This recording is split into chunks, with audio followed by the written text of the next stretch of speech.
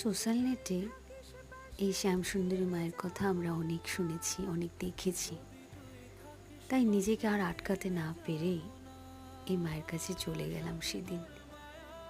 এত প্রশান্তির মুখটা দেখলে পরে লাগে, আমি অবাক হয়ে দেখছিলাম। সত্যি মাকে সত্যি জীবন্ত মনে হচ্ছিল, এত পবিত্র লাগছিল স্থানটা আমার কাছে। আর নিজেকে আটকাতে পারলাম না, চলে গেলাম পুজো দেখতে।